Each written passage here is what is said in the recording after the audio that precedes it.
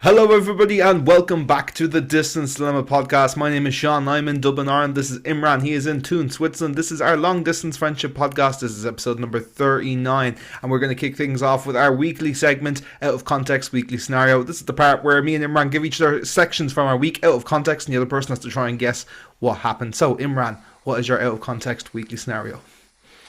Irish gatherings. Irish gatherings. Okay. Did you like meet up with a bunch of people from Ireland? Yes. Is that it? Like in an Irish pub of some sorts? No. No, was it with like work friends, or No. No. did these are your friends that you've known before, or did you like meet up? Did you just randomly meet strangers? It was my old roommates when when I first moved to Tuam. It was her dad because he came over originally when we were staying there. He stayed with us for like 2 weeks because he was on holidays. So we kind of got to know him and his family. So essentially, it was just all us meeting up. So yeah, you got it. But I'll give you the context of why it was kind of funny because I'd never been that present at a dinner table because we were having brunch, because it was like the first relation I had back to Ireland since I've been away. There was like nine of us at the table. Everyone's from Ireland except for one of the girls. She was from Portugal, and it was just like, man, it was, you ever like have, I don't know how to explain it if you're not Irish. It's like the crack that you're having at the table because it was just stories after stories after stories, and everyone was laughing. And the waitress came over and she was speaking English, just asking us how we all are. And then out of nowhere, she just like copped on that we were all Irish, and she started bursting out crying. And we were like, "What? Are you okay? What's going on?" She was like, she was just overwhelmed because she had lived in Ireland for like 8 years, and she'd moved away for the past 5 or 6 years now. And she said she was starting to miss it. She's originally from Romania, which is pretty funny. So Nicola was chatting away to her in Romanian as well. But it was a real like wholesome day, you know what I mean? Yeah, Just kind of, sounds like even like the waitress being Romanian is like so yeah, full yeah, circle. yeah. That's what we were saying because she was asking, "Are we all from Ireland and stuff?" And then we were like, "Where are you from?" She's like, "From Romania." And we were like, "Oh, Nicola." But yeah, it was a really like wholesome Look, Nicola, weekend you for do me. that as well. You do the Yeah, Romanian. yeah, Look. yeah, yeah, yeah. So yeah, yeah, it was really nice. Yeah, yeah. And yeah, so my one's kind of a bit more boring and wholesome this week Yeah, instead of. but it's really like that's like very lovely, you know. Mhm. It's a lot better than suicidal sheep. I'll give you that. Yeah, You know. yeah. And moving on, what's your out of context weekly scenario? Okay, so I had to justify my feelings towards Dua Lipa, Sabrina Carpenter, and Billie Eilish. You have to justify your feelings towards.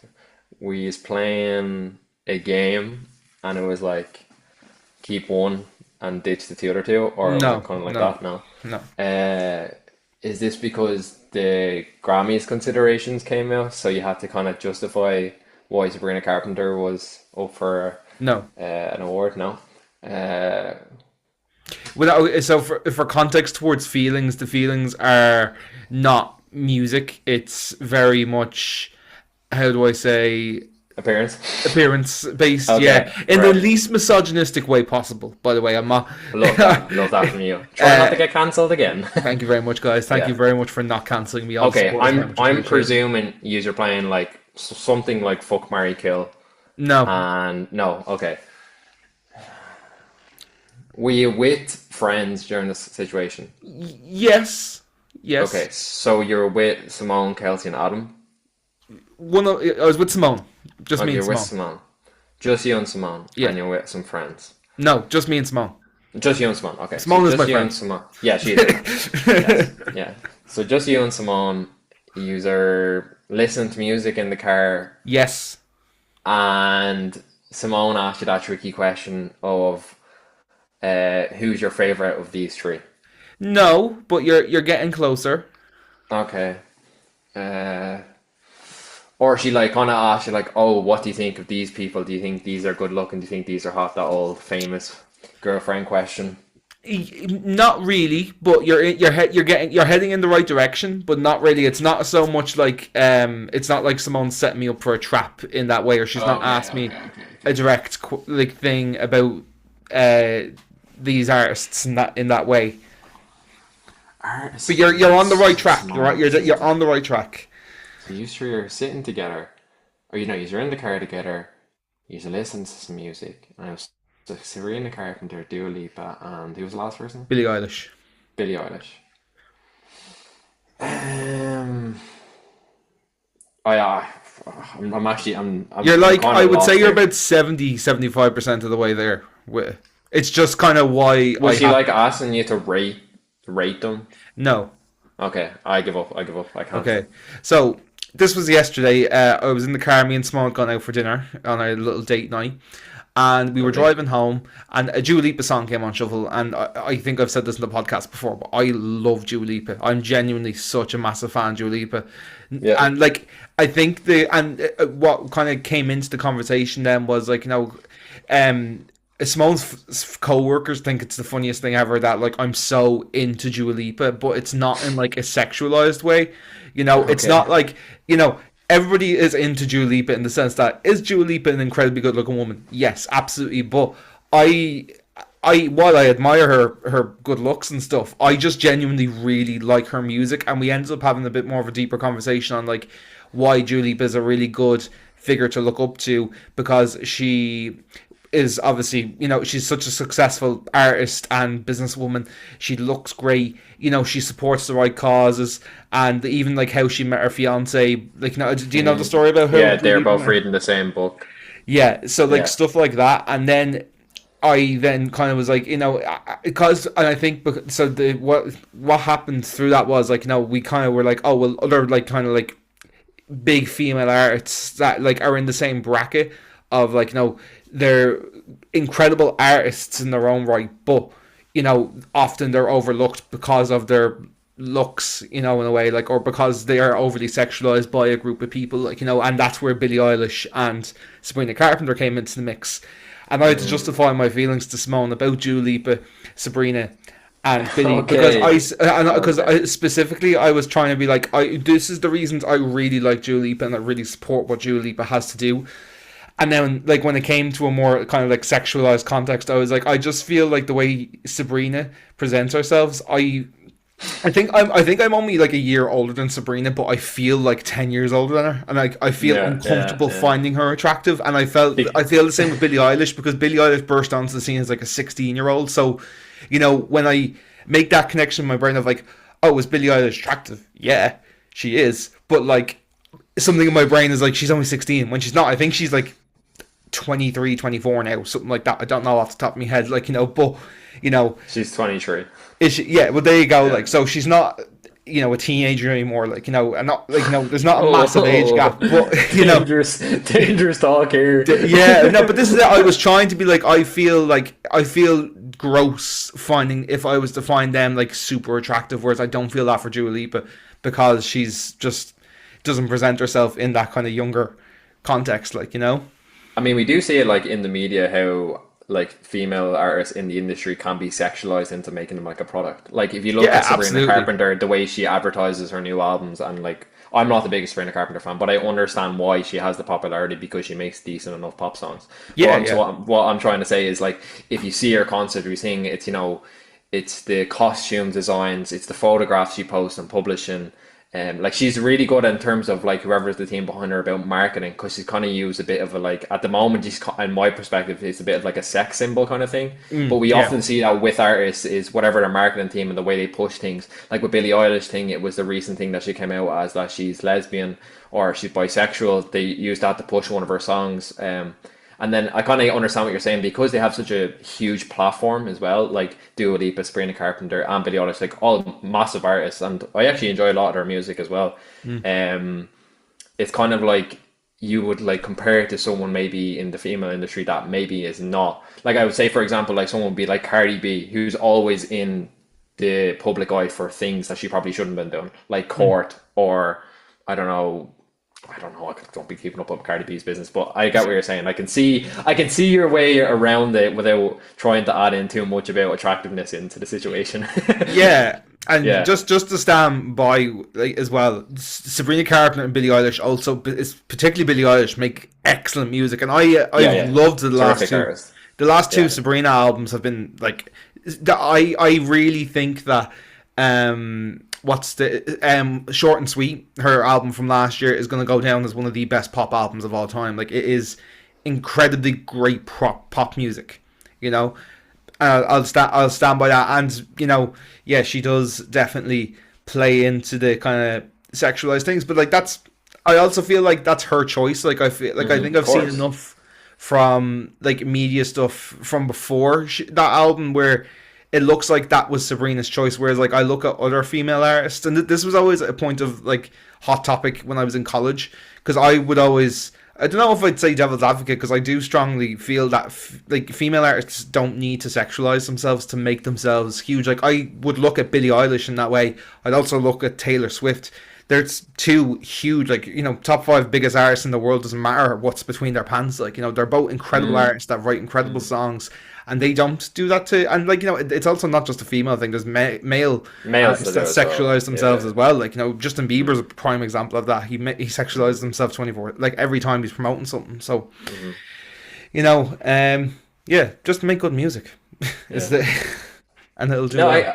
I can see. I think maybe with the Sabrina Carpenter thing, it might be a hit back at Disney because she was a Disney Mm. actress growing up. That maybe she kind of uses that as a bit of fuel to like show, oh well, this was a situation I was explaining. I mean, everyone knows about the things that had went on behind Disney between Demi Lovato, Miley Cyrus, and many other actresses. So you can kind of see that maybe she's using that as like an industry push to maybe market herself. Pretty, which is, I think she's doing a great idea. Like again, wouldn't be my type of pop music, but I can understand and I appreciate the art and I express like that. I can see why she's popular, if that makes sense. Like Mm. I'd be a big Billie Eilish fan. Like I really think she's a like an amazing artist, and she kind of reminds me of like the Bjork of our generation, if Mm. you know Bjork. Yeah. So yeah, there you go. Did not expect you talking about female pop artists when we started the podcast. Yeah, we are a feminist podcast to our core. Yeah, You know, yeah, we're yeah. like, come here, man. Good music's good music. Who gives a fuck what's between their Yeah, that's pants? it. That's how I 20 look at seconds it. ago, he was saying that Billie Eilish was 17.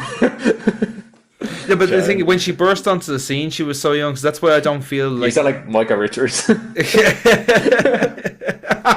Yeah, Did you burst onto the scene? Did you burst really? onto the scene. Yeah, there you But go. yeah, so yeah, that is our out of context weekly scenarios, folks, and we're going to move on to our topic for the week. Imran, this was your idea, so I'm going to let you introduce the topic for this week.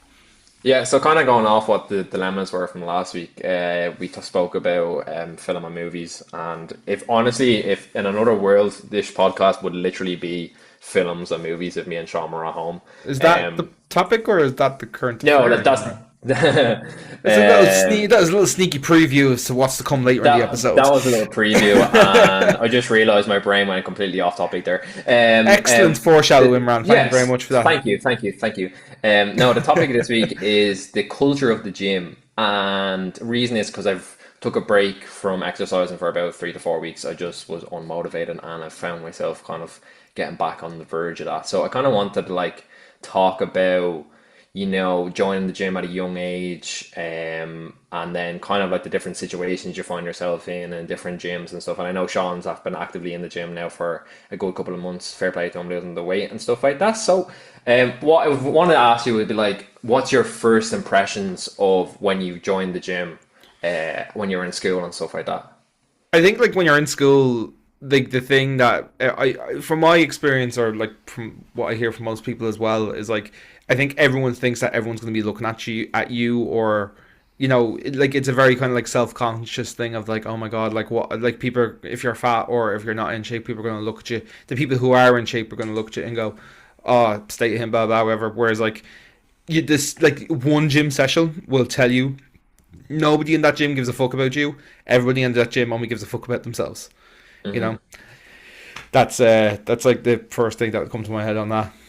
Yeah, kind of the kind of opposite of that then would be like when you're at a young age, you kind of have like the masculine, guys who've been going gym since they've been like 15 and then they kind of think they own the gym. So like Mm. say for example if you're a 16-year-old lad or 17-year-old lad and you're using a certain weight, they might stand in your way or take it without asking, or like situations like that. Like I've only experienced a handful of times where like guys would come over and they would try to like show you and advise you how to like lift the weight. I mean, Mm. I've no problem with that. Like if they're coming from a place where they're trying to teach me how to do something correctly so I'm not injuring myself, but then it's also like it's how they phrase things can be a big thing, because I've seen it before, like where lads have came over to me and they've been trying to like show me how to do it, and instead of like being like, oh, you should try this, or you should try move your arm in a certain position, or slow the speed down. It comes across as more like, oh, let me show you how it's done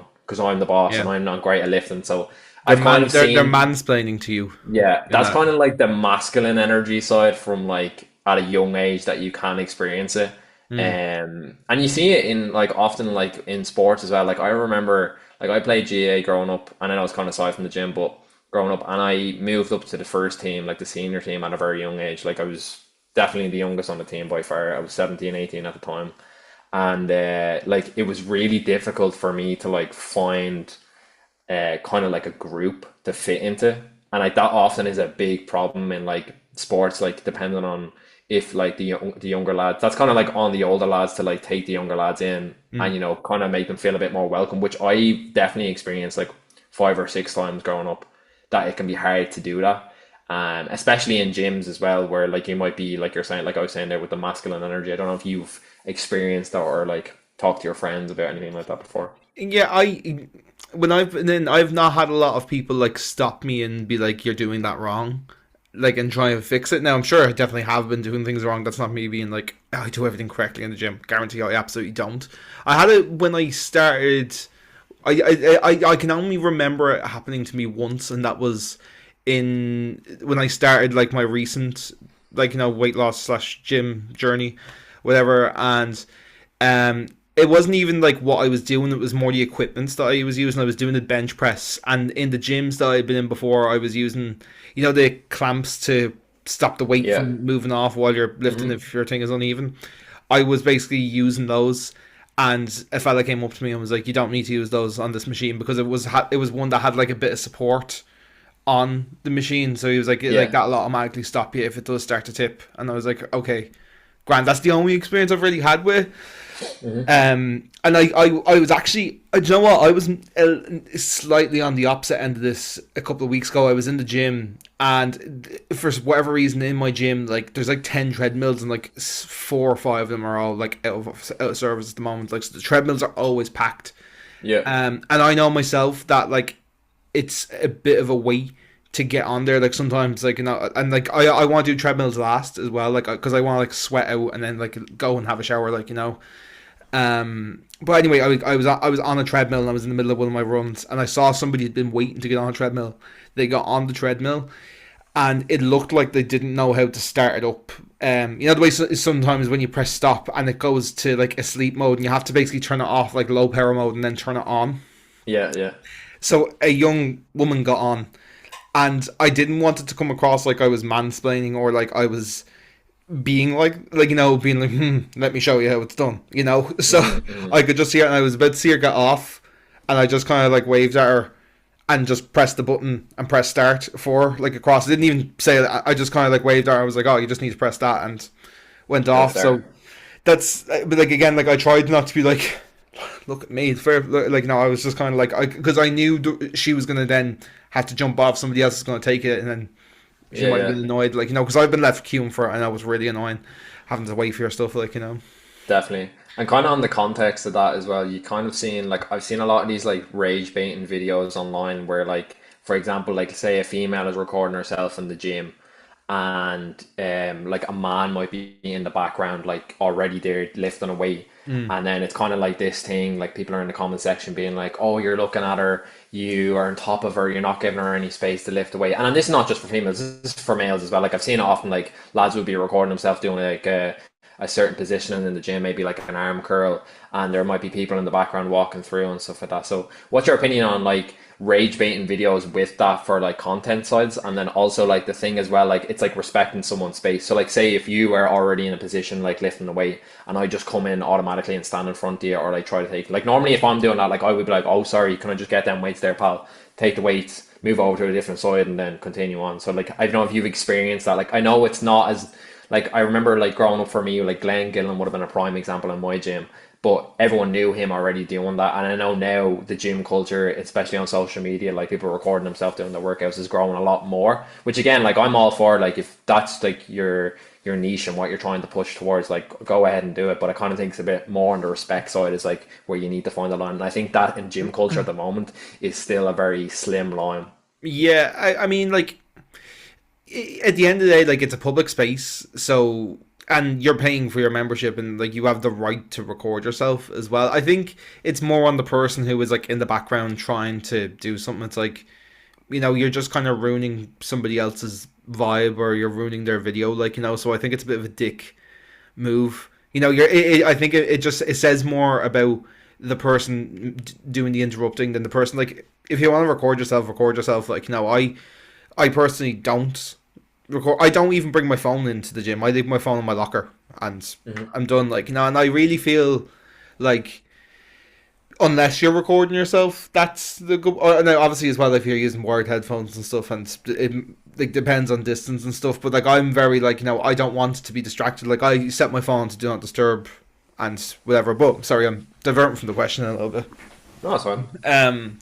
But yeah, I think, like I said, like it's a public space. Like, do what you want. Like, I think, like, from the person recording's perspective, though, like, the only context to it is like, if you put in like a massive like wide angle shot, like if you use the pro phones and use like the massive lens, and there's like loads of stuff in the, stuff's gonna happen in the background intentionally and unintentionally, so I think like the person who's recording doesn't have the right to like get in the way of other people's stuff. Like you kind of mentioned there about people like kind of barging in or being in somebody's space and stuff. Like, I think as long as you're not overstepping your mark in that regard, like, still give people a bit of space. Or like, if you can see somebody is in shot, maybe just say, hey, I'm not recording you. Like, just let them know that they are on camera there though as well. Like, little etiquette things like that, more just for the sake of manners, like, more not like, do I have your consent to record you? Like, it's not really that, because again, they're in a public space, it's more just being polite.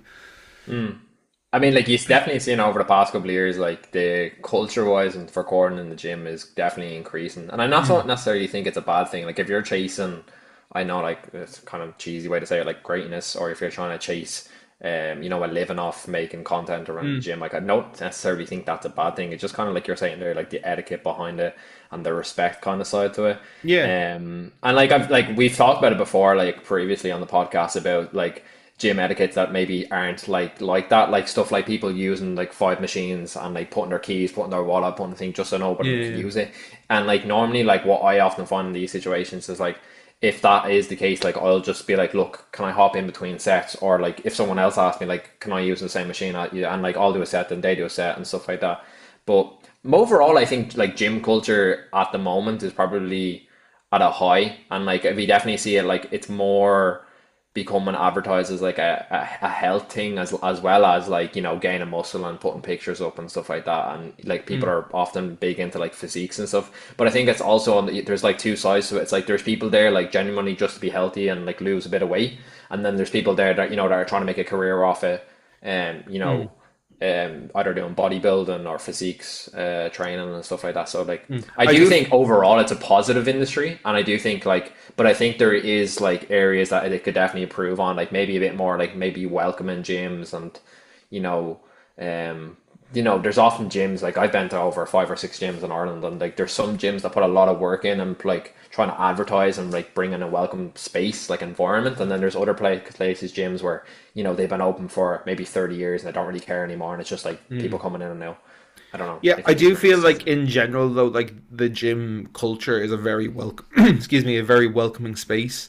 Like I feel like I actually don't know like another culture or like industry that like is so welcoming to people, because I think like especially like for people who maybe like are in shape now but came from a place where they were like overweight when they started, like they get the struggle, and they get like, like I think when people like the likes of PTs, like I've been really lucky to have one or two really really great PTs over the years. I'm not using one at the moment, but like before, like before COVID and stuff, I had some really great PTs, and like everyone from like gym staff to like 90% of the people in the gym are all super welcoming, and like if you do have questions and stuff, they are like normally happy to answer, like and like any industry, any group of people, anything in society, there is a couple of bad eggs, and there's like the gym bros that are maybe a little bit full of themselves a little bit, like but honestly they're a lot less common than you would think, like it's a really like welcoming space, I have to say, like And like we've often seen now as well, like people that aren't in like sorry, that are working in team sports, like the gym is kind of something which is good because you can also do it like solo, and then also you have the options of like classes. So like you've got like, for example, there you were saying sometimes people do like PT classes where you're working with someone else, or like you've got Zumba might be an example of one, or you've got them cardio sessions, so that like there might be like a girls only one, or there could be one where it's mixed, and that's like it's a good way to meet new people, I think, as well. Like if that's your side, like for me, I'm kind of like you, where like I just want to do the workout and then head home, like yeah a kind of get in and out kind of situation. But like I do know other people that might maybe use it as a social side, and it's yeah for also good for sure. them, And especially like the older generation that maybe, because like we know how hard it is as well, like we talked about before about keeping connections getting older as well, like it's very hard. So and for a lot of people it's an outlet of maybe, like I'm just saying, like for example, like the older generation, for them to like meet people in the community, and it could be all ages as well, yeah so for like there sure. is two sides for it. Yeah, This thing, like over the definitely. few weeks that I have, or the few months now at this point that I have been going, that like there's a group of, and like I said, this isn't exclusively elderly folks, like this is just the example I've seen in my local gym. There, like I see that there is like a group of them that, like they say hello to each other every day, and they'll ask about their lives and stuff, and like you can see like that is kind of like their social output. And then even like likewise in the change room, like in the gym, like, I've got my headphones on, I don't listen to anybody or eavesdropping any conversations or anything like that. But like when I go into the change room, I'm in the showers and stuff, like I wasn't like hear one or two of the lads, and like they're having very you know, oh, the weather's lovely. Went Yeah, out for a yeah, point of the weekend. Like really, the like mundane nice, conversations. nice, Yeah, chill, simple conversations. Like but like you can tell that's like a good outlet for them in that definitely. way. Like like I've like often thought, and I don't mean this like in like a demeaning way at all, but I've often thought like, oh, if that was my granda going to the gym, that would be nice. You like, I'd be yeah, happy that's the happy. environment that he's in, you know.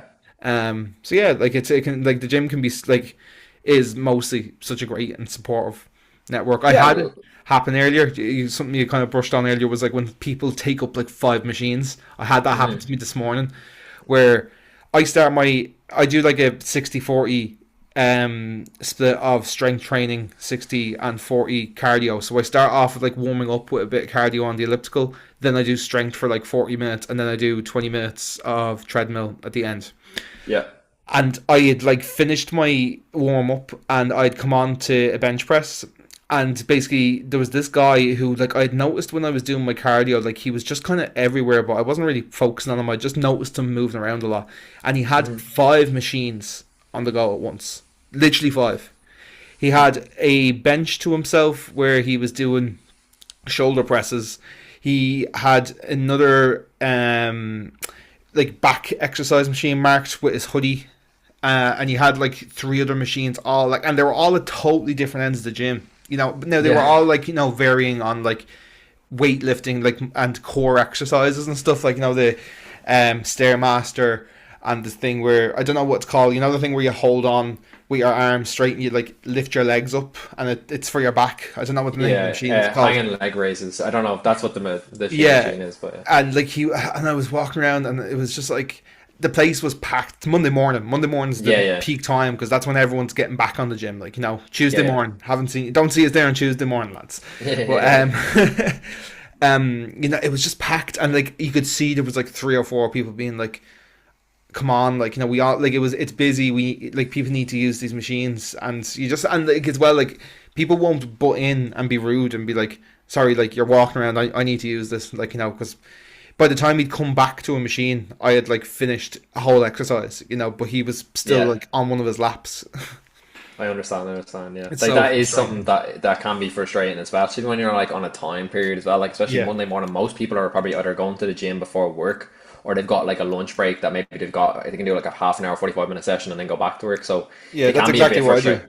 It's Yeah, like it I get up and I have to be back. Like I know I have to be in the showers by 8:30. If I'm not in yeah, the yeah. showers by 8:30, I'm gonna get caught in the school traffic, and then I'm gonna be late for work or like be late getting home. Like thankfully it doesn't happen often. Like, but it has more often than not happened because people are the machines aren't free. Like and that's how you avoid stuff like that. Yeah, overall, I think the context of the gym is definitely more of a positive side, but there is Mm. like etiquettes that maybe can be improved like that. But I Yeah, think that's more on the people that are attending the gym rather than the yeah, oh, kind of yeah, yeah, for the sure. environment of the gym. I think overall the environment of the gym is tends to be good. Like there is situations maybe that some gyms might be a bit intimidating for new starters and stuff, but again, that's on the staff, not the environment of the gym. So yeah, that's just something that I wanted to touch on this week, and yeah, What happened enjoy to you that. in the gym this week that made you want to vent? That. Honestly, nothing. It was just kind of like I was on the way to the gym, and it was my first time going back to the gym after having about 3 to 4 weeks off of like no motivation to work out and exercise and stuff like that. So Mm. I've kind of been like trying to hop back on the wheel of like, okay, like I took the piss for too long, and now it's like, Mm. get back on the horse again and give it another go. So yeah, Yeah, that's I, what kind I of my was. I found it like weird that like last night we got back from our date night and we went to a pizza place. So I've not like not been eating bread, but I just like kind of defaultly not been eating it because I haven't been intentionally not eating bread, but I kind of just found myself not eating a lot of bread because bread's quite high in in calories for curves. what it Yeah. is. So it's like it's like it's not that I'm not eating it. It's just like I'd rather have something else other than a slice of bread. Like but yesterday I had a sandwich for lunch, and then I went to this pizza place and I ate my pizza and two slices of Simone's pizza because she didn't finish. Boyfriend duties obliged. Thank you very much. But suffice to say, I was bloated as fuck. So I Yeah, actually yeah, found myself in a position last night where I was like, I can't wait to go to the gym and sweat this off.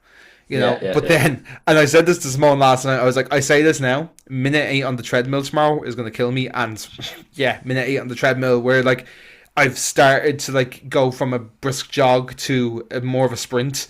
Not a Yeah, sprint, yeah, yeah. more of a run, more like a Yeah. proper run before I get into my sprint. Like it's actually, I find it easier to sprint because at that point you're giving it your all. Whereas like the run, you're kind of like, I feel like you're still a bit more aware of your surroundings in terms of like what's You're going on. pacing. Whereas when you're Yeah. sprinting, you're just tunnel vision on like gotta go fast. Yeah, yeah, yeah, yeah. I completely get you. Yeah, yeah. Yeah, so I feel like overall, I think on the aspect of the gym, it's more of a positive place just to finish on it. Yeah, yeah. Yeah. Cool. So swiftly moving on onto the what I actually was talking about before I had a brain for it, is our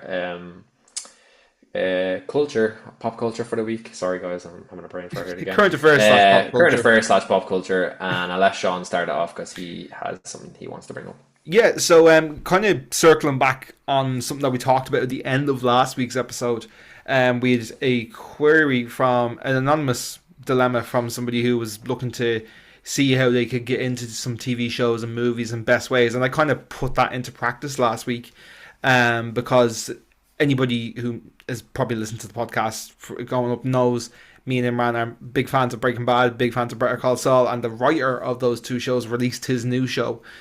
So taking our own advice of being like, okay, what do the crew of this do next? That's kind of following down that rabbit hole of what we were talking about.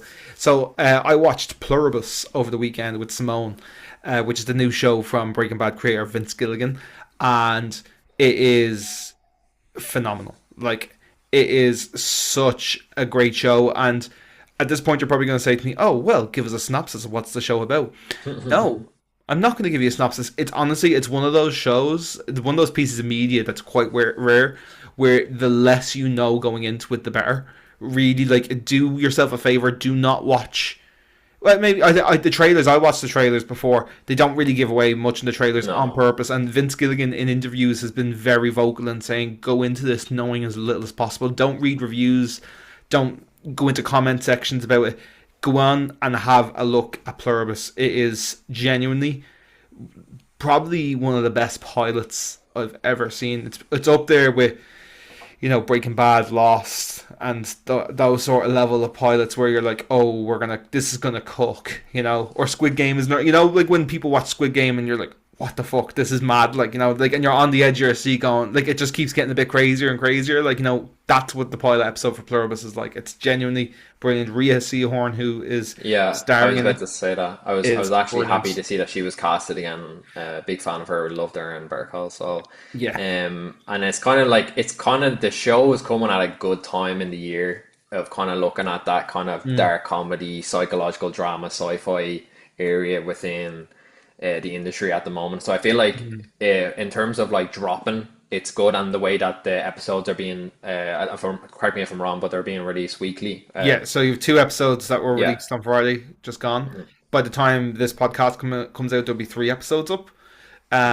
So yeah, it's on Apple TV Plus for anybody, and I know people. It's not the most common streaming service, but if I could also recommend, subscribe to watch Pluribus as it comes out every week, and also check out Severance, because Severance is Severance is also brilliant. Yeah. fucking. Did you watch it? I didn't know if you. Yeah, finished it. Completely Oh, finished it. Yeah, yeah, fucking ages ago. Severance is like, it's mind bending, but it's really fucking good. You know, Yeah, you it's have just to. It's very one. cool It is one of concept. those shows though Yeah, that you can't watch like while it's on in the background. You have to concentrate while it's on. Pluribus, I would say, is probably going to be going in the same direction. But most of the stuff that Apple do was just really, really good. yeah. They're actually Apple is, I think, very underrated in terms of like the films and kind of the style of films they bring out. Mm. They've kind of stepped away. We were in a kind of a loop for a while of kind of artsy made films in terms of like it was very theatrical dramas that were being released, and now we're kind of going back into this like sci-fi dark comedy era, which I'm kind of really enjoying. Like Severance was a prime example there, you said, and now the new one that's just been coming out with Vince Gilligan's what's it, Plummet is it called? I'm sorry, I can't Pluribus. even, Pluribus. Sorry, Yeah, I'll be checking out next week once I it's finish my current show. it's so Um, so good. Yeah, yeah, so like that's our it's weird like not being like, oh, it's about this, it's about that, like throwing a pitch yeah, out, yeah. because like it's one of those shows where if you don't know anything going into it, you're gonna get rewarded for it. Like it's so. Yeah, it's like I just it's hard know to kind of. Sean is dying for me to watch it so we can talk about it. Like I can just Yeah, see it in his see, face, like and we he's probably just won't like, talk about it on air because, like no, I've been no. saying, you want to know as little as possible going into it. Yeah, so that's our TV recommendation, and then for me, kind of touching on the same thing, but looking at it as a film, I watched Guillermo del Toro's new Frankenstein movie that just dropped on Netflix last night, and I thought it was brilliant. Have to say, it's done again similar kind of to like an artsy book writing kind of follow through during the film. And it kind of shows an opposite side to maybe how most people would look at the kind of horror drama style of Frankenstein. And kind of like Mia Goth kind of touches on it. She's one of the actresses in the film.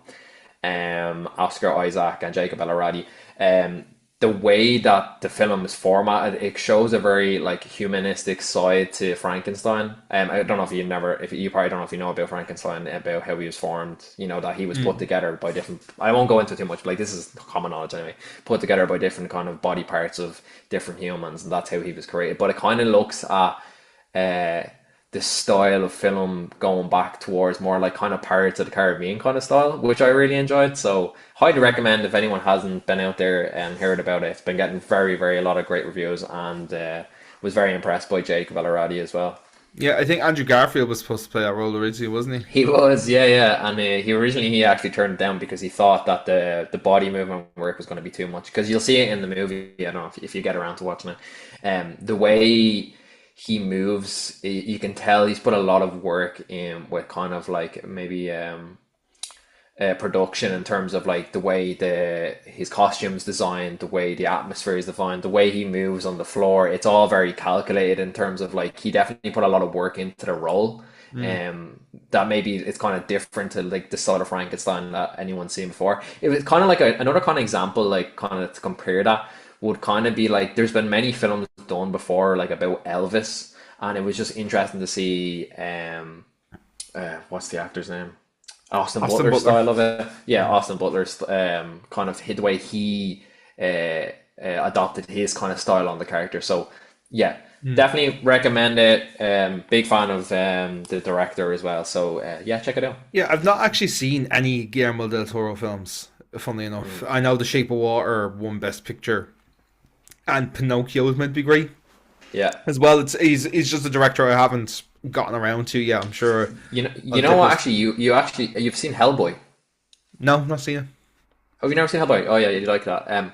Yeah, he's done Hellboy. He's done Pan's Labyrinth. Have you ever seen that? That's a great Yes, movie. yeah, I saw Pan's Labyrinth. Yeah, David Bowie. Pacific Rim. That's not so good, but yeah, he's a Mexican director, but he puts a lot of detail into like things in his movies that I find interesting. So definitely check him out. He's kind of I think he's kind of like coming into his prime now with his filmmaking styles. If you got, I'll ask you a question like kind of off topic here. Like, if you had to work with one director, like maybe for advice on like watching movies, who would you say? For specifically for watching films, Yeah, for watching films. I I'm asking. would probably say Quentin Tarantino, which Yeah. I'm not a huge What's surprising Tarantino for you to fan. say that? Yeah. Yeah, I'm not a big fan of Tarantino movies. I only really like two films by Tarantino. Like I'm like people, you know, I have a lot of eyebrows raised when I says I really don't like Pulp Fiction. Don't get the hype of Pulp Fiction at all. Reservoir Dogs, not too into it, but I really honestly, but I say that right, but top, it was in my letterbox top four at one point. Django Unchanged is like a Amazing. masterpiece. Amazing. And Inglorious Bastards as well is brilliant. Amazing. It's excellent.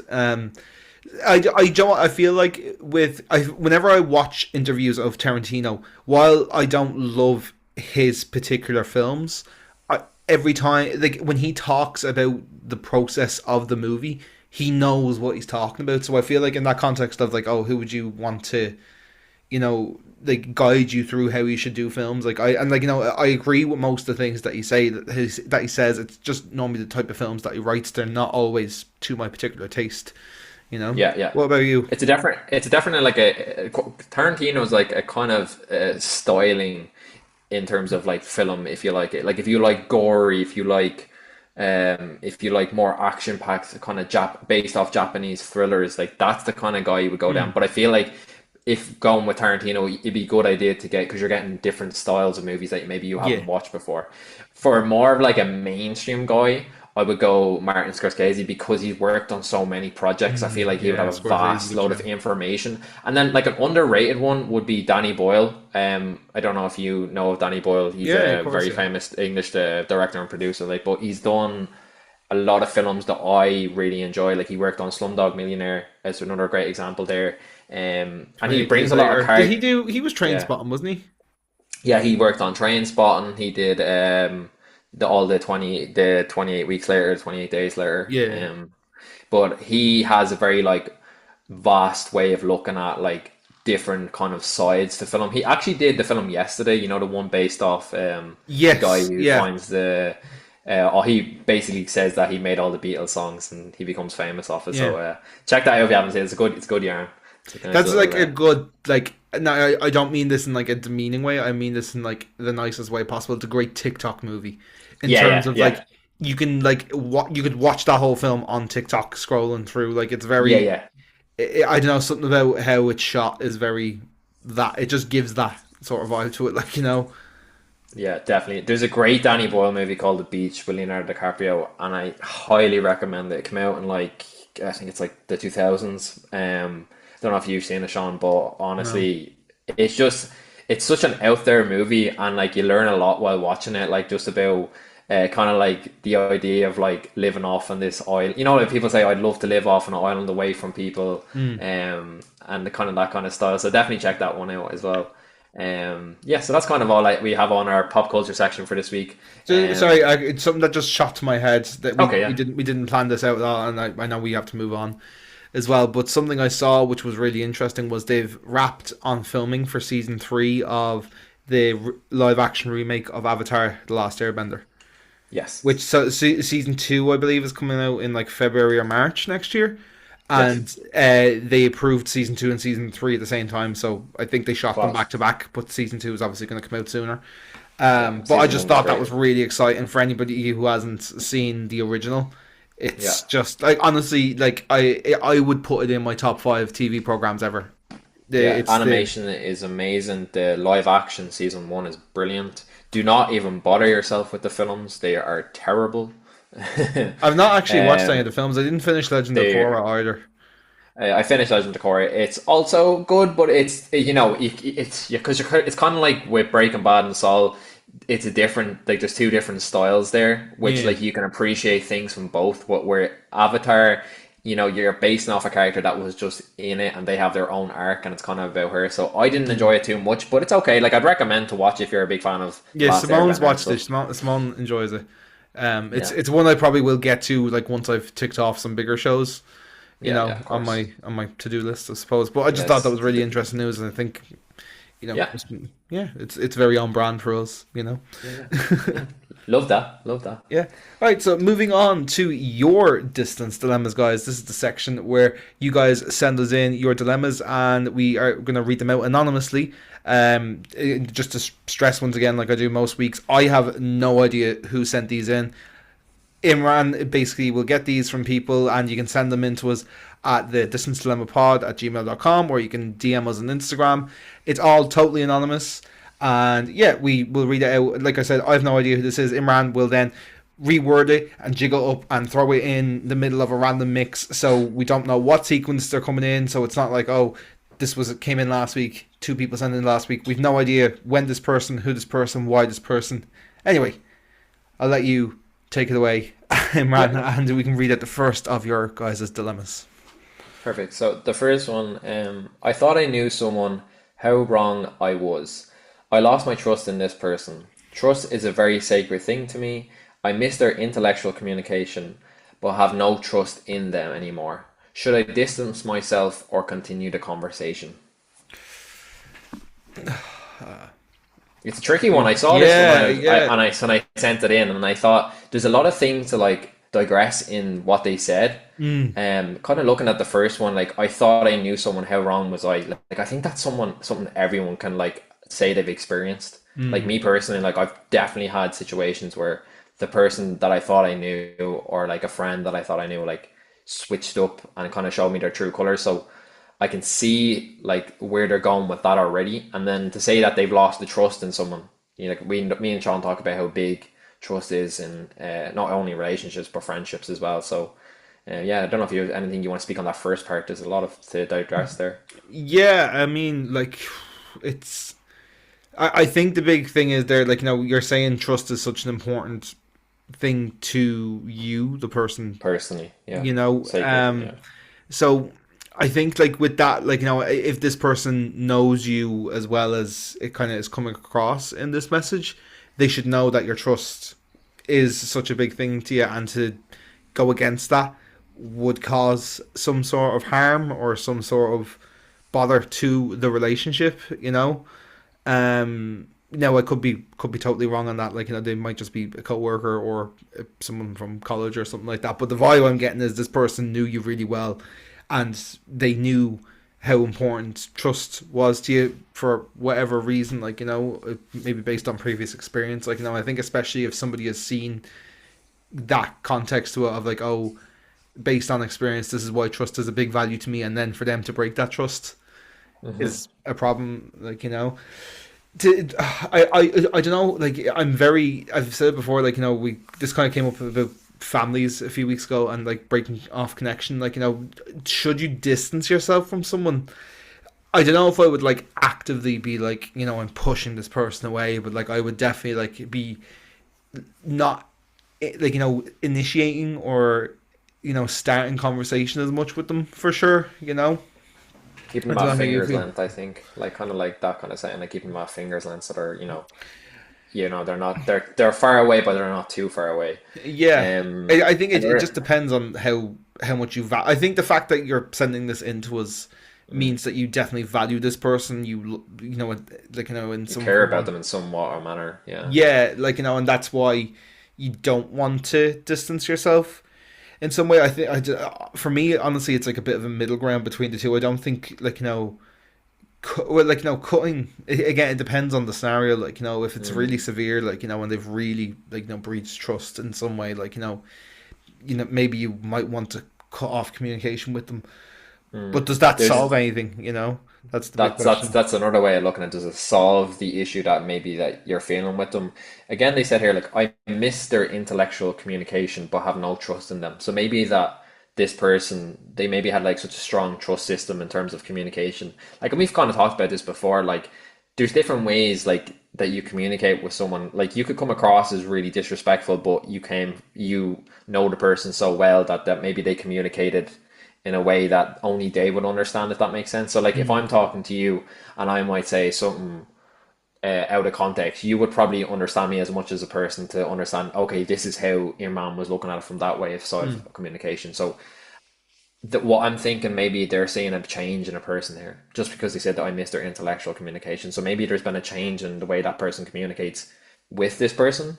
And I think that's what they feel like, that's where they lost the trust between them. So maybe like it might be a good idea to have a conversation and say, look, I always used to think we used to communicate great together, but in this certain situation or what I've noticed over the past while, that's what's been affecting me, and maybe like that could be the issue that for them to resolve. Just playing devil's advocate here, like again, we don't know the Mm. context of the situation, but Yeah. someone sent this in, they thought this is might be a way to look at it. So maybe it might, if I had to give an example of maybe how I would address the situation, I would just say maybe speak to them and say, look, this situation or these couple of conversations that we've had, this has been bothering me, and this is where I felt like I've lost trust in you, and then you can communicate that way from each other. Again, this is Yeah. just me looking at this situation and trying to make my own kind of Yeah, idea. I I don't know if you want to totally say anything. agree with you. And Yeah. I think if this person is as important as they're coming across to us, they will respect your opinion or your feelings, and they will if they're somebody who should be in your life or who wants to be in your life, they will fight for that. Um they'll do their best to build that trust back up again and to not have similar things happen. Whereas if they're being a bit more dismissive on it and they're acting like you're the problem and they're not the problem, I think that's the point where you kind of have to say, right, that's where maybe distancing probably is the best result, because then you're just going to be chasing your tail, and trying to rekindle a trust and a relationship that it is never going to be the same because of the trust that was broken down. Yeah. Completely agree with you there. Completely agree. Cool. Yeah, so I think that's all we kind of have to talk about that. I think definitely of this person, maybe just think a bit on what you feel most comfortable about. So either you decide yourself that maybe if you need the distance now and want to come back to the situation at a later time, do that. Or, maybe you feel like you need to have the conversation now. That's all on you. I think take time to think about it, and don't just put pressure on yourself, make it an hour or one day. Take a week, take 2 weeks, talk to someone maybe a bit that you need a bit of voice about the situation. So yeah, Mm. and moving on to our second point. So I've grown out of connection I've had with my best mate over the years. I still have love for him and still get on with him very well. However, over the past 5 years, he's been more of a shit friend than a good friend. I've called him out on it before and we sort of things, but it still continues to this day. What would you both do in this situation? Um, like I've kind of had situations where I've kind of can relate to this a lot in terms of friends I've had and like experiences I've had with someone like the closest friends growing up. It's kind of affected our relationship in the long run. The relationship we had when we were kids is not as strong as we are now. And again, like there's a lot of things that come into that. Like me living in Switzerland would be like another a prime example, or life getting in the way, girlfriends, families, work, sports, going out. Like I understand that there's a lot of complexities that you have that can affect the situation. But at the end of the day, for me, growing now, and like one thing I'm like, if you don't respect me or respect our time together as a friend, then you need to just let them go naturally. I'm not saying that you need to lose them, but I mean you need to put yourself first in the place that out of all things, you need to respect yourself first. And I'm like, I know Shaun already kind of even has many examples that he can speak about on this situation as well. Um, and like me, myself, and Sean have had a situation like this before that I wasn't the best as good of a friend to Sean, and in a situation that it wasn't until later where I was able to turn around to him and was like, look, sorry for this situation about how it all planned out. I know what Sean knows what I'm talking about with Yeah. him. Um, but look, that's, again, things develop over time and stuff. But one thing I would say in this situation, just kind of put yourself first and understand that you deserve the respect you have. And if they're still doing this 5 years later, there's not much change in that person, but there's a change in you. Yeah. Yeah, I think like the thing that kind of like stands out to me there is like it's not just like best mates growing apart. It's like the fact that he's actively being a shit friend, like so he's, you know, I again I don't know what that is. Like that could be anything from like like choosing other people over them, or being rude or disrespecting people that they love. Like there's like there's 100,000 things that could be like but that sounds like they've actively done. There's been an act that has you know triggered this reaction from this person, like so you know it says that you've called him out on it before and it's still going on, which that's like like the first thing I'm sure about was what they said was like you need to calm out on this, but you've done that, so where do you go from here? Like honestly, communication is key on this. Like does he still know that it's still bothering you? And I think as well, like how did you look back, maybe like I'm not trying to like victim blame here or anything like that, but like how was it communicated? Like was it communicated over text? Was it in person? Like like I feel like these sort of things are always better done face to face rather than over text or even over the phone, because I think like it kind of gives them a bit of a layer to hide behind, whereas like when you're face to face with somebody and they can see the effect that it's having on you, like they've kind of got nowhere to run. Now again, you may have done this face to face, I've absolutely no idea, but I think like maybe final steps in this needs to be like saying it to this person face to face and be like, look, you are causing me to be upset, you're causing me to be angry, you're causing me to feel however this person is feeling.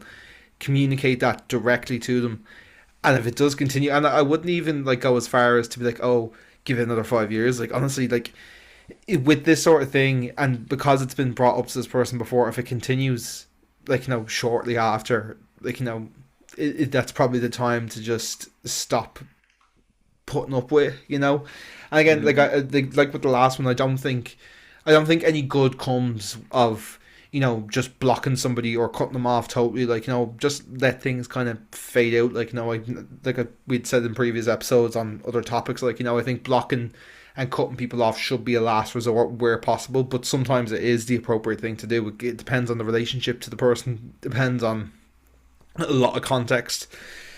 So again, like we can only really speak in like broad terms because we don't know the Yeah, specifics of the situation. of course. For me personally, like I said, I would sit them down face to face and say, look, this is actively bothering me. We've talked about this before in whatever context, whether it was over the phone, over text, or whatever. You haven't addressed it. Why is that? And like, maybe ask questions as well. Like, because they could have, like you said, like, the 5 years thing is being brought over as well. Like, was it said a while ago and maybe he just like genuinely forgot, or, you know, yeah, it's hard to kind of know without the specifics of it as well. Like, like, yeah, obviously why, like, things, why you didn't go into too much detail as well, because I don't want to be too obvious of who you're talking about and stuff in case they're listening or you're listening or whatever. Like, so I get that, but yeah, my thing would be to have a face to face with the person, and if they continue shortly after that, that's where I would start to fade them out of my life in a Life. little bit. Yeah. I think in them situations as well, like the fact that it's been going on 5 years, like I give people a lot of chances, and like I have often maybe give people way too many chances to still be in my life, and definitely something I have been experiencing. But I'm looking at this and I'm saying it's 5 years now, and the same things are still happening and the same conversations are still happening. That's what I'm trying to like picture a situation because there's not much context here, but I'm thinking like if this is your best friend, like you spend a lot of time, like best friends tend to see each other at least 3 or 4 or 5 times a month. If, Yeah. depending on life situations and stuff like that, or talk at least. I feel like if you're not having this conversation in person and being like, look, this is bothering me, if you're not going to change, like you have to you might have to bring this to a situation where they have a choice. It's like, you're either going to change and this is disrespectful to me and you change that and want to keep our friendship going, or you're just going to be naturally faded out of their friendship or life. So Yeah. I think, again, for me, biggest thing is put yourself first, understand that what's important to you, and if they're not respecting you, there's the door. I think as well, like just to play devil's advocate a little bit as Yeah, of well, course. is what are you constituting as a shit friend? Now, like I said, like this can be so valid in terms of like actions that they are taking. Like, I'm not trying to like discredit or like tuck that under the carpet in any way, but I also just want to like show like what it like when you think of like someone being a really bad friend, like what is the context that, so like when like in the context that we've kind of read this, like they've done something actively to you that is making you upset, or they've said something, or like like I know for myself, like I've been in friend groups where, and this isn't what Imran was talking about earlier, by the way, this is a totally different thing, where like I've been in friend groups where they've made fun of my weight, or they've made fun of home scenario and other bits like that, which people would constitute as being a shit friend, but like that's not how I would have read that at the time as well, like so I think when you're saying shit friend, like are you picking that up as like, oh, we're not seeing each other as much, or they're not replying to me quickly, is there like like a common something that kind of popped into my head why I wanted to say as well, is like, is it maybe a case of like they're spending a lot of time with another friend group, or another, like their girlfriend or their boyfriend, or anything like that, is that what you're constituting as a shit friend? Because if it's that type of thing, then the goalposts do shift a little bit, like and you kind of have to say, right, okay, well, like life does move on. We've talked about this quite a lot in other podcasts, so we won't go into it too much, like Want too but much life of it, yeah. does move and priorities change and stuff like that. Again, I'm not trying to like brush over the victim of this all, I'm just trying to play devil's advocate a little bit.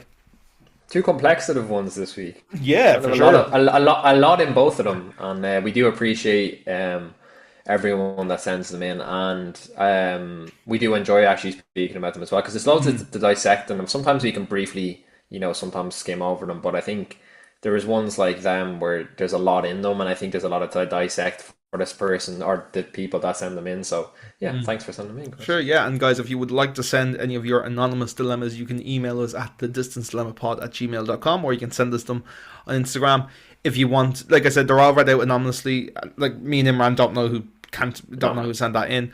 But if you want to be super safe, you can make a burner email. That's why we kind of suggest the email before the Instagram DM, or you could make a burner Instagram account, or you can do whatever you like. If you want to send it in as a voice note as well, please feel free to do that as well. And yeah, I think that is probably where we're going to be wrapping up this episode of The Distance Dilemma, Imran. I'll let you, Perfect. I'll let you Yeah. kind of So say goodbye to everybody. I don't know. He was like trying to. I was like, "Am I doing the No, I'll do outro?" the outro. Just, I Yeah, didn't yeah, want yeah. to just like cut you I was off and be like, I was right. like, pressure on. Don't even let me know. Yeah, thanks for sending in, guys. Your dilemmas. Been really enjoying the episodes recently, and yeah, looking forward to next week's episode already. Okay, guys, thank you very much. This has been episode number 39 of The Distance Dilemma, the long distance friendship podcast. My name is Shaun and I'm in Dublin, Ireland. This is Imran. He is in Toon, Switzerland. This was episode number 39 of the long distance friendship podcast, The Distance Dilemma. I kind of repeat myself there a little bit. But anyway, thank you very much for tuning in. We will be back next week at 6 a.m. Irish time, 7 a.m. Central European time, every single Monday. Thank you very much, and we will chat to you again next week.